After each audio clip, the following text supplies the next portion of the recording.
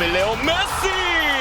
গোলের রেকর্ডে চিরপ্রতিদ্বন্দ্বী রোনালদোর সাথে ব্যবধান কমিয়ে আনতে যখন লিওনেল মেসির দিকে তাকিয়ে আছে ভক্তরা, তখন ছোট্ট একটা প্রশ্ন জাগে, লিও কি আসলেই রোনালদোর এই রেকর্ডে ভাগ বসানোর বিন্দুমাত্র ইচ্ছে রাখেন? যদি মেসি এসব রেকর্ড নিয়ে ভাবতেন, তাহলে কেন পেনাল্টি নিজে না নিয়ে সতীর্থদের হাতে তুলে দিচ্ছেন ম্যাচের পর ম্যাচ? যার সর্বশেষ সংযোজন জাম্বিয়ার বিপক্ষে ফ্রেন্ডলি ম্যাচ, 5-0 গোলের বড় জয় তুলে নিয়েছে আর্জেন্টিনা।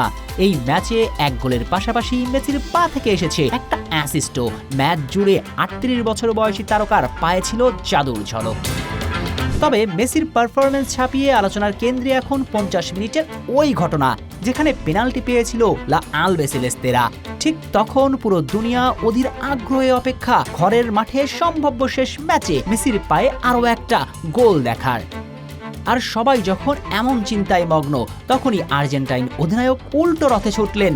তার মনে পড়ে গিয়েছে দীর্ঘদিনের সতীর্থ ওতামেন্দির কথা। লিওর বিশ্বস্ত বন্ধুরও তো ঘরের মাঠে ক্যারিয়ারের সম্ভাব্য শেষ ম্যাচ।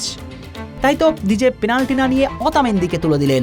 অথচ মেসি চাইলেই তো সেই পেনাল্টি নিয়ে ক্রিস্টিয়ানো রোনালদোর সঙ্গে গোল ব্যবধান কমিয়ে আনতে পারতেন, কিন্তু মেসির চিরপ্রতিদ্বন্দ্বীর রেকর্ড নিয়ে ভাবার সময়ও নাই। ঘটনা কিন্তু আজই নতুন নয়। কাতারে বিশ্বকাপের পরেও আর্জেন্টিনা খেলতে নেমেছিল কুরুসায়ের বিপক্ষে, যে ম্যাচে 7-0 বড় জয় পেয়েছিল স্কালোনির ছেলেরা, আর মেসি প্রথম হাফেই করেছিলেন হ্যাটট্রিক। কিন্তু দ্বিতীয় হাফের 78তম মিনিটে পেনাল্টি পেল বিশ্ব চ্যাম্পিয়নরা, কিন্তু সে পেনাল্টি নিজে না নিয়ে তুলে দিয়েছেন বন্ধু ডি মারিয়ার হাতে।